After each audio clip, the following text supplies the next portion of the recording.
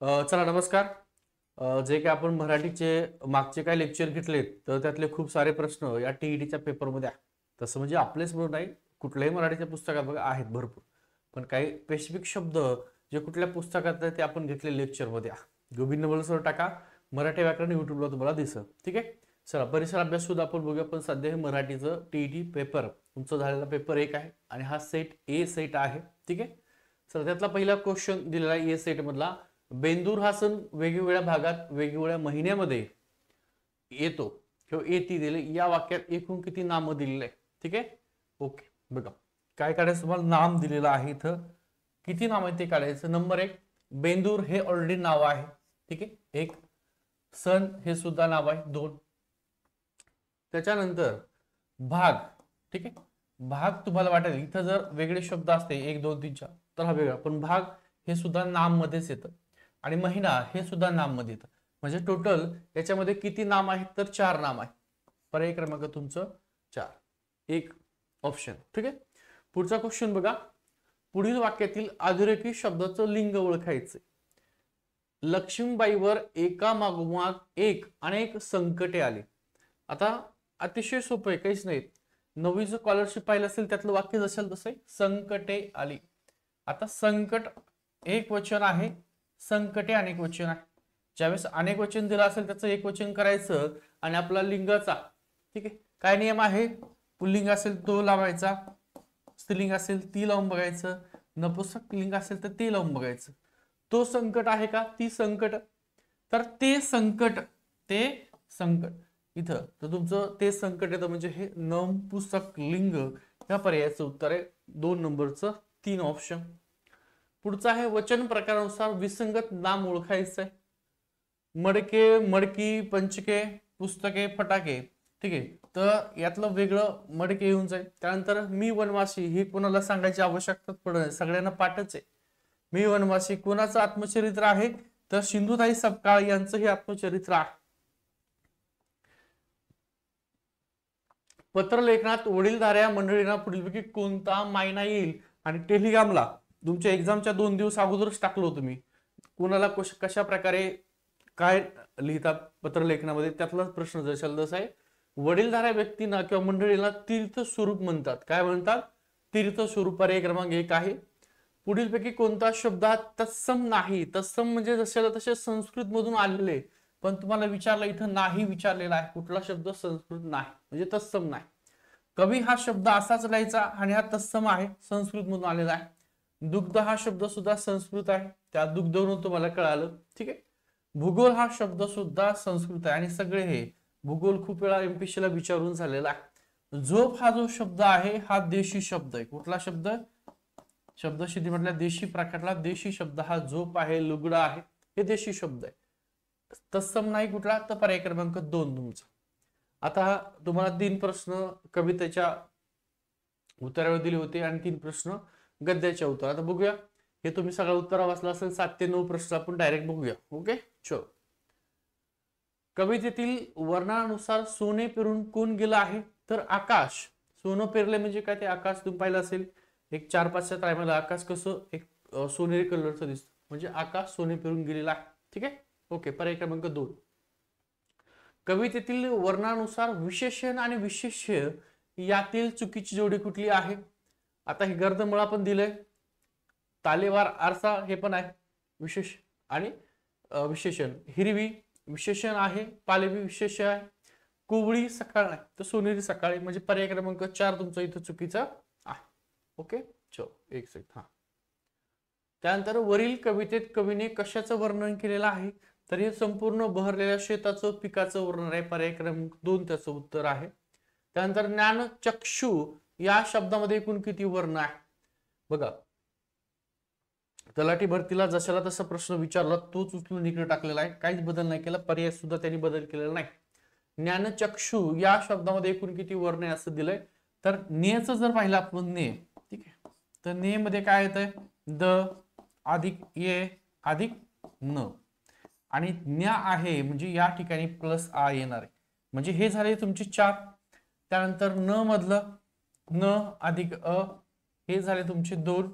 त्यानंतर च मधलं स अधिक अ हे झाले 2 आणि मग श मधले, ठीक आहे, श मधले जर पाहिले असेल क अधिक श अधिक उ, ठीक आहे, हे 3, हे 2, हे 2 आणि हे 4, म्हणजे 4 आणि 4 8 आणि 3 11. ज्ञानचक्षु या शब्दामध्ये एकूण किती वर्ण आहे? ज्ञानचक्षु तर 11 वर्ण आहे. किती? 11. पर्याय क्रमांक 2 आहे. त्याच्यानंतर सुत पिपासा या शब्दाचा योग्य संधी विग्रह कुठलंही मराठीचं पुस्तक काढा, कुठलंही मराठीचं. एमपीसी करत असाल तर त्यात खूप वेळा हा प्रश्न विचारला आहे, खूप वेळा रिपीट प्रश्न आहे, जशाला तसा. ओके, पहिलेच आहे सुत अधिक पिपासा. आकाशातून पावसाच्या धारा कोसळल्या या वाक्याचा प्रयोग ओळखायचा आहे. प्रयोग ओळखताना सगळ्यात नंबर 1 तुम्हाला त्यातलं क्रियापद ओळखायचंय. क्रियापदाला नारा नारी प्रत्ययात कोसळणाऱ्या काय रे बाबांनो, तर धारा आहे. कोसळणाऱ्या धारा या वाक्यातला तुमचा हा झाला कर्ता, आणि कर्त्याला जर कुठलाच प्रत्यय नसेल लागलेला तर डोळे झाकायचं आणि तो म्हणायचा त्या ठिकाणी कर्तरी प्रयोग. ठीक आहे, कर्तरी, कर्मणी नाही. मग आता सकर्म कर्तरी क्या, ठीक आहे. कोसळणाऱ्या धारा काय, कोसळणाऱ्या काय तर धारा, म्हणजे वाक्यामध्ये कर्म नाही. वाक्यामध्ये काय, कर्म नाही, कर्ताच आहे. वाक्यात जर कर्म नसेल तर तो त्या ठिकाणी सकर्मक नसतो तर अकर्मक. कर्म असेल तर मग सकर्मक, तर अकर्मक कर्तरी आहे. पर्याय क्रमांक 3 तुमचं. पुढचं बघा, अलंकारिक शब्द आणि त्याचा अर्थ यातील अयोग्य जोडी कुठली आहे ते ओळखायची आहे.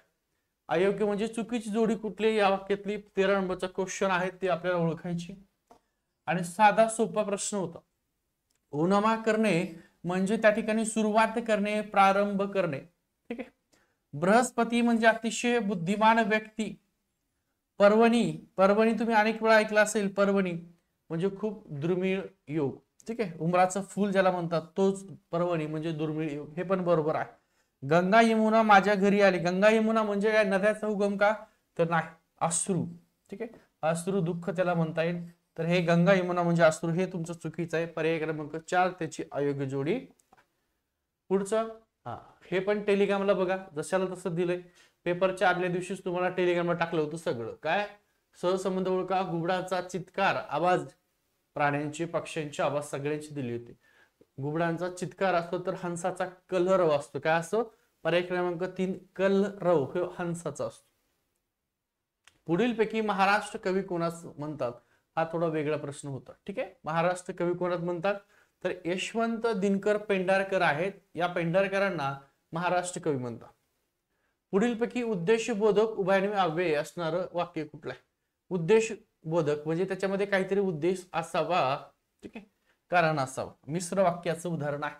उद्देशबोधक उभयनिष्ठ अव्यय अर्थात हे मिश्र वाक्याचं आहे. आजच काम पूर्ण व्हावे, आजच काम पूर्ण व्हावे म्हणून त्याने कामाचा वेग वाढवलाय. यातलं मुख्य वाक्य कामाचा वेग वाढवलाय. कामाचा वेग वाढवलाय. उद्देश काय आहे, तर काम ते आजच पूर्ण व्हायला पाहिजे. पर्याय क्रमांक 1 तुमचा आहे. कारण वेळीच उपचार मिळाले म्हणून तो पूर्णतः बरा झाला नाही, इथं काही उद्देश नाही. पर्याय क्रमांक 1 करेक्ट आहे. चला, सुगरण झाडावर घरटे बांधते या वाक्याचा काळ कोणता. बांधत आहे म्हणत असेल तर अपूर्ण आहे, पण बांधते याचा अर्थ ते काय, साधा वर्तमान काळ आहे. सुगरण झाडावर घरटे बांधते साधा वर्तमान काळ आहे. ऑप्शन मध्ये तुमचं 4 नंबरचं ऑप्शन आहे साधा वर्तमान काळ. पुढचं, पुढीलपैकी द्वंद्व समाजाचं उदाहरण. द्वंद्व म्हणजे दोन्ही महत्वाचे असणारा द्वंद्व समाज. ठीक आहे. राजवाडा, राजाचा वाडा तत्पुरुष समाजामध्ये येऊन जातं. पंचवटी 5 वडाचा समूह, ठीक आहे, द्विगुमध्ये येऊन जातं.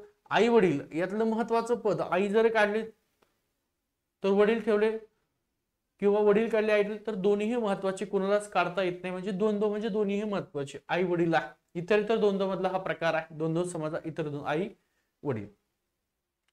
यथाशक्ती हा अविभाव समाजाचा आहे. 19 ते 21 हा उतारा आहे. ठीक आहे. चापा हल्ल्यासारखा का दिसत नाही. चापा हल्ल्यास त्याला पानच नाही राहिले तर कुठून दिसणार आहे, ते उतार्यामध्ये दिलेलं आहे. म्हणजे पान गळती झाल्यामुळे चापा हा हल्ल्यासारखा दिसत नाही. ऑप्शन क्रमांक 1 त्याचं उत्तर आहे. चाफ्याची पाने कधी गळून पडतात, कधी, तर त्यांनी सांगितले चाफ्याचे कधी, की उन्हाळा यायच्या सुरुवातीला, म्हणजे याचा अर्थ हिवाळ्याच्या हिवाळा सरता सरता हिवाळ्याच्या शेवटीला. पर्याय क्रमांक 3 तुमचं उत्तर आहे. पुढचं, पानगळती कोणत्या ऋतूमध्ये होते, तर तिथं दिले तुम्हाला शिशिर ऋतूमध्ये दिले नाहीये, पण तुम्हाला ऋतू माहित असणं गरजेचं. शिशिर ऋतूमध्ये पाणगळती होते. हे 3 तुमचे झालेले आहे. त्याच्यानंतर इथं तुम्हाला बघा, गुन्हा करूनही कबूल न करणाऱ्या चोरास पोलिसांनी वाक्य पूर्ण करण्यासाठी योग्य वाक्य. आता गुन्हा केलेला आहे, गुन्हा केलाय आणि त्याला पकडलं म्हणजे चोर रिकामे सोडणार आहे का? तर कबूल करण्यासाठी काय करणार, त्याला तमान बाळगते का? नाही. लोटांगण घालतील का पोलीस त्याच्या पुढे? लोटांगण घालतील का? नाही. जीवाचं रान करतील का पोलीसवाले? तो करीन न सांगण्यासाठी जीवाचं रान. पोलीसवाले काय करतील, त्याला रट्टावून मार देतील. म्हणजे 14वे रत्न दाखवणे म्हणजे खूप मार देणे. आता हा शब्द वेगळा आहे. तुम्ही जर पाहिलं असेल जुन्या याच्यामध्ये 87 ला एक 2017च्या त्रैमाला विचारलेला आहे PSI ला, कर्दू या शब्दाचा योग्य विरोधार्थी शब्द कुठला आहे? आणि स्कॉलरशिपच्या पुस्तकात सुद्धा दिलेला आहे. कर्दू शब्द दिलाय. कर्दू खेडेगावामध्ये म्हणतात बा, आलं बा ते कर्दू आलं. कर्दू आलं म्हणजे काय? खूप चिंगट माणूस आलेला आहे, चिकट माणूस आलाय, पैसे खूप आहे पण तो खर्चतच नाही, आपल्याकडूनच पितो. एखाद्या चहामध्ये माशी जर पडली असेल तर पिळून चहा पितो. अशा प्रकारचे कर्दू म्हणतात त्याला. त्याच्या विरोधार्थी शब्द जर विचारला तुम्हाला तर त्याच्या विरोधार्थी उदार होते. उदार आहे, दानशूर आहे. ठीक आहे. कृपण त्याला समानार्थी असेल. हा, इथं बघा, आकृतीत दिलेल्या अक्षरापासून तयार होणाऱ्या अर्थपूर्ण म्हणीचा योग्य अर्थ कोणता आहे असं दिलेलं आहे. प्रत्येकाला देतात TET ला तुम्हाला. यातला तुम्ही जर शब्द जर पाहिला, ती हा चिंती या शब्दावरूनच तुम्हाला याचा अर्थ खाली कळला असता. याची पूर्ण मन जर पाहिली असेल तर अशी आहे. काय? चिंती येई चिंती, हा चिंती परा. एक मिनिट, परा म्हणजे चिंती परा येई, चिंती परा परा, चिंती परा ते, चिंती परा ते, हे ए ई ए घ रा, हे इकडं घ आणि इकडं रा. चिंती परा ते ए घरा म्हणजे काय? तुम्ही एखाद्याची चिंता करतायत, निंदा करतायत. परा म्हणजे दुसऱ्याची, येई घरा म्हणजे तुमच्या घरी. तुम्ही जर दुसऱ्याची निंदा चिंता करत असाल ते तुमच्याच कडे येणार आहे. जसं करावं तसं भरावं त्या टाइप मध्ये आहे. आणि त्याचं बघा, दुसऱ्याचं वाईट व्हावं अशी इच्छा बाळगणाऱ्यांचंच वाईट होतं. पर्याय क्रमांक 2 त्याचं करेक्ट आहे. ते चिंती याच्यावरूनच तुम्हाला पूर्ण मन जर नाही कळेल तर या वाक्यामध्ये कळा. बघा, मूर्खपणाने दुसऱ्याचं अनुकरण करणं काही नव्हतं वाक्यात. दुसऱ्याचं हा एकापेक्षा ती दुसरा वरचढ असणे असं सुद्धा काही नव्हतं वाक्यामध्ये. ठीक आहे. चला, मलाही त्याचा प्रेमळ स्वभाव खूप आवडतो. या वाक्यातील उद्देश भागात एकूण किती शब्द आहे? आता उद्देश भाग म्हणतात त्याला किंवा उद्देश विभाग म्हणतात, लक्षात ठेवा. मग त्याच्यामध्ये उद्देश म्हणजे करता येतो आणि कर्त्या रिलेटेड जे काही विशेषण आहे, कर्त्याविषयी माहिती सांगणार ते सुद्धा त्याच्यामध्ये येतं उद्देश विभागामध्ये. तर मग इथं तुम्हाला कर्ता माहिती असणं गरजेचं आहे. आवडणारा, आवडणारा काय आहे? आवड हा धातू आहे, त्याला नारा जर प्रत्यय आपण लावला, आवडणारा काय आहे तर स्वभाव आहे. स्वभाव या वाक्यातला उद्देश आहे. मग कोणाचा, कोणाचा कर्त्याला करा, कोणाचा, कोणाचा स्वभाव तर त्याचा, त्याचा स्वभाव कसा तर प्रेमळ विशेषण आहे. त्याचा स्वभाव कसा? प्रेमळ. कोणाचा आणि त्याचा. इथं आलंय. हा, कसा स्वभाव तर प्रेमळ स्वभाव. हे 2 प्रश्न करायचे कर्त्याला, कसा आणि कोणाचा. तुम्हाला उद्देश विभाग त्या ठिकाणी मिळतो. म्हणजे त्याचा आणि प्रेमळ हा उद्देश विभाग झालेला आहे. स्वभाव 2, त्याचा प्रेमळ स्वभाव. म्हणजे 1, 2 आणि 3 शब्द झालेले आहेत.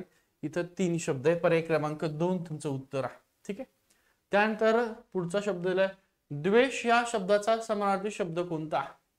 द्वेष या शब्दाचा समानार्थी अक्षर मत्सर नाही, रोष नाही. द्वेष, त्वेष याचा आवेश हा आहे. पर्याय क्रमांक 4 आहे. त्याच पुढीलपैकी शुद्ध शब्द कुठला आहे? इथं अनेक जणांनी चूक केलेली बघा. शुद्ध शब्द अनेक जणांना हा वाटलाय तर हा चुकीचा आहे ऑलरेडी. अनेक जणांना निष्क्रिय हा वाटला, हा पण चुकीचा आहे. आणि याचा तर काय विषय नाही, ऑलरेडी चुकीचा आहे. तो लगेच पाहिलं की आपल्याला कळतं. फक्त तुम्हाला याच्यावरून कळलं की हा आहे, हा यातला कुठला नेमका, तर तुमचा एकदम करेक्ट आहे. बघा, निष्क्रिय शब्द हाच आहे. हा खूप वेळा विचारलेला आहे बरं का, शुद्ध शब्दाबद्दल. बघा, आता कोणी म्हणत असेल आमच्या मराठीच्या पुस्तकातून आलेलं आहे, मोराळंबेचं पुस्तक बघा, त्यात सगळं दिलेलं आहे. सगळ्यांच्या पुस्तकातलं असं एका कोणाच्याच पुस्तकातली मराठी नाही, सगळ्या स्कॉलरशिपचं पुस्तक पाहिलं असेल तर खूप सारे वाक्य जशाला तसे स्कॉलरशिपच्या पुस्तकातले आहे. हेच नाही तर हे पर्याय, हे जे तुमचे पॅसेज आहेत सगळे स्कॉलरशिप मधले. शरद ऋतूत अंगणात दुधासारखे पिटूर चांदणे पडले होते, या वाक्यातील उपमेय कुठल्या? आता तुम्हाला अनेक जणाला उपमेय म्हणजे काय हेच माहित, तर उपमेय म्हणजे जी काय मूळ वस्तू असते, मूळ वस्तू, मूळ गाभा, मूळ वस्तू जी काय असती त्याला उपमेय म्हणतात, आणि त्याची तुलना जर कोणासोबत केली असती तर त्याला उपमान म्हणतात. लक्षात ठेवा. विशेष्य हा प्रकार यातला. तर उपमेय म्हणजे मूळ वस्तू. आता शरद ऋतूत अंगणात दुधासारखे पिटूर चांदणे पडले, आता हे वाक्य सांगताना याच्यामध्ये कोणासाठी वाक्य सांगते ते, तर तो शरद ऋतू होता, अंगणात पडलाय, वर बघतोय त्याला चांदणे दिसतात, म्हणजे या ठिकाणी ही पूर्ण गोष्ट चांदण्या संदर्भात आहे. म्हणजे यातलं मूळ वाक्य, मूळ गाभा चांदणी आहे, म्हणजे यातलं उपमेय हे चांदणे आहे. आणि त्याची तुलना कोणासोबत केलेली आहे, या चांदण्याची तुलना केलेली आहे दुधासारखी, दुधासोबत केलेली आहे. म्हणजे यातलं उपमान तुम्हाला जर विचारलं असतं तर मग दूध यातलं उपमान आलं असतं. तुम्हाला विचारलंय उपमेय मूळ कशाचं वाक्य, तर चांदण्या संदर्भात आहे, म्हणजे पर्याय क्रमांक 3 तुमचं करेक्ट उत्तर आहे. ओके, चला पुढचा प्रश्न आहे 29 नंबरचा. म्हणून नवीन पुस्तके खरेदी केली, या वाक्यातील अधोरेखित शब्दाची विभक्ती कुठली आहे? कुठलाही प्रत्यय नाहीये. ठीक आहे, जर प्रत्ययच नसेल तर ती प्रथम विभक्ती असते सरळ सरळ. पर्याय क्रमांक 1 तुमचं उत्तर आहे. पुढील वाक्यातील कर्म ओळखायचे अतिशय सोपं होतं. ठीक आहे, गोविंद नवल सर युट्यूबला टाका, मराठी व्याकरण प्रयोग अतिशय सोपा सांगितलाय. प्रयोग एकदा पाहिला तर त्यातलं तुमचं काही चुकणार नाही, एवढा सोपा आणि साधा प्रयोग हा चॅप्टर आपण त्या ठिकाणी पाहिलेला. आता वाक्य जर पाहिलं असेल तर रियांसनी वर्गातील फळ्यावर सुंदर चित्र काढले किंवा रेखाटले, तर रेखाटणारा, आता रेखाट हा त्या ठिकाणी धातू आहे, त्याला नारा हा प्रत्यय लावू आपण. रेखाटणारा तर कोण रेखाटणारा? रेयांश. कोण आहे? रेयांश. रेखाटलेले काय? तर चित्र. रेखाटलेले काय आहे? चित्र. बघा, कोणाला जर कर्म ओळखता येत नसेल तर क्रियापदाला काय प्रश्न करायचा? रेखाटलेले काय? रेखाटलेले काय? तर चित्र. आलं नाही तुमचं कर्म? मग या वाक्यामध्ये कर्म आहे चित्र, कर्ता आहे रेयांश. तुम्हाला विचारलंय कर्म काय वाक्यातलं, तर कर्म आहे चित्र. व्हिडिओ आवडला तर लाईक करा. त्यासोबत तुम्ही टीईटीची तयारी करताय, ठीक आहे, परंतु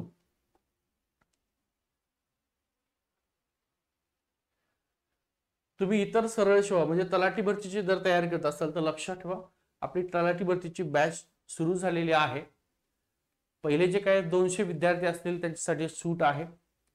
3500 फीस आहे, 50% ऑफ आहे, 1700 रुपये सध्याच्याला 200 विद्यार्थ्याला सूट आहे.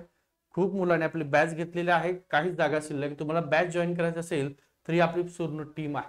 ठीक आहे, आजच जॉईन करा. काही प्रश्न असतील तर तुम्हाला आपला नंबर दिलेला आहे, तर इथं तुम्हाला नंबर इकडे वरती नंबर दिलाय बघा, 9552629563 या नंबरवर तुम्ही संपर्क करू शकता. ठीक आहे, थांबतो. आपला टेलिग्रामचा ग्रुप आहे तो जॉईन करा, कारण टीईटी संदर्भात आपण जे लेक्चर घेतलं होतं त्यातले खूप सारे प्रश्न आलेले आहेत. ठीक आहे, थांबतो.